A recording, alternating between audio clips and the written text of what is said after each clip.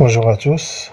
Aujourd'hui, on va voir les deux derniers chapitres de Vendredi au lavé sauvage de Michel Tournier.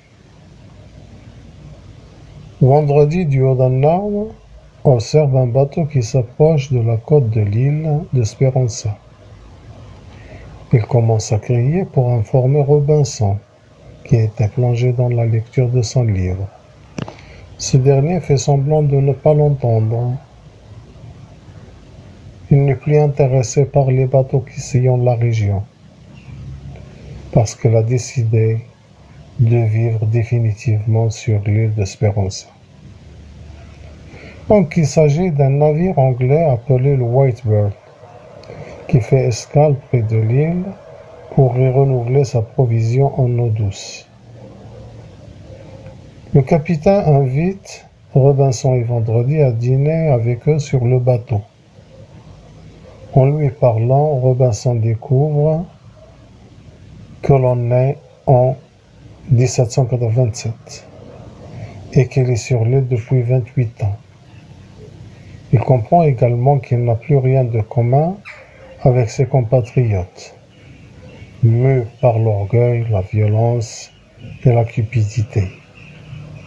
Le capitaine ne fait que lui raconter ses exploits durant la guerre contre l'indépendance des États-Unis.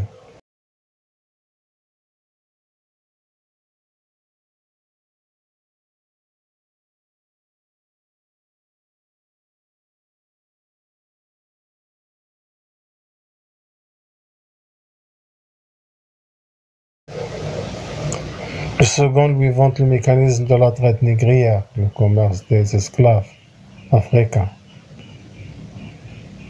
Les marins ravagent l'île en y prenant des provisions, et lorsqu'ils découvrent des pièces d'or de la Virginie dispersées dans une prairie où l'explosion de la grotte les a projetées, ils mettent le feu à cette prairie pour les trouver plus facilement.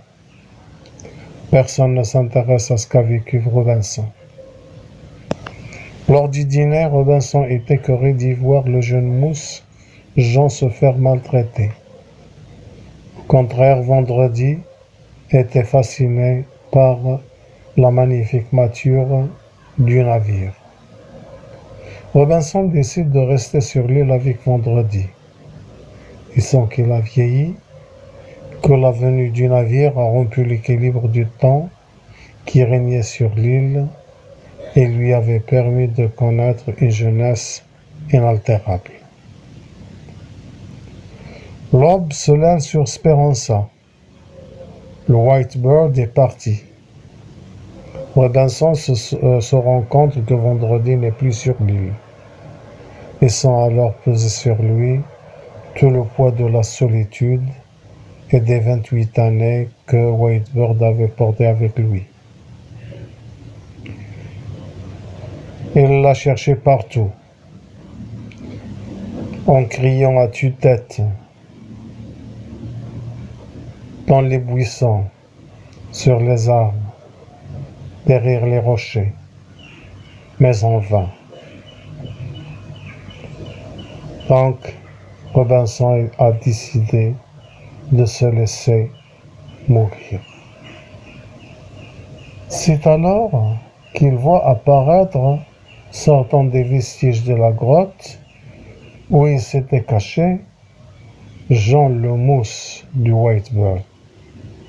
L'enfant lui explique qu'il était trop malheureux à bord du navire et qu'il a décidé de s'enfuir et de rester sur l'île avec Robinson, qui la veille l'avait regardé avec bonté. Il confirme également à Robinson que celui-ci avait été probablement dupé par les hommes du navire qui songent sans doute à le vendre comme esclave. Vendredi s'est embarqué sur le navire qui le fascinait tant.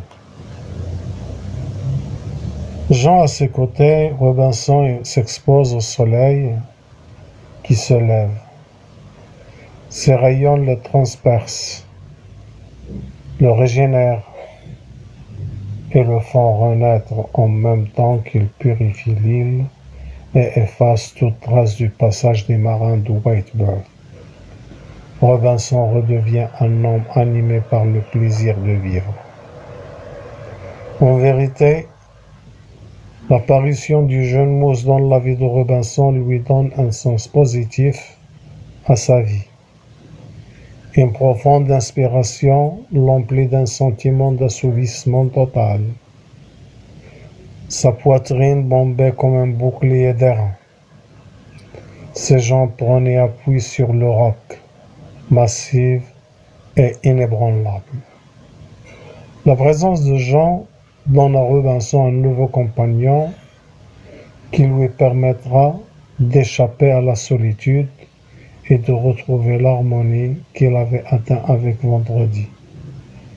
Il baptise Jean dimanche, jour de joie, de bonheur et de soleil, Sunday. La fin du roman s'ouvre sur la perspective d'une nouvelle relation d'apprentissage. Robinson devient le mentor ou le guide expérimenté de Dimanche pour l'initier à la vie sauvage, tout comme Vendredi avait été avec lui.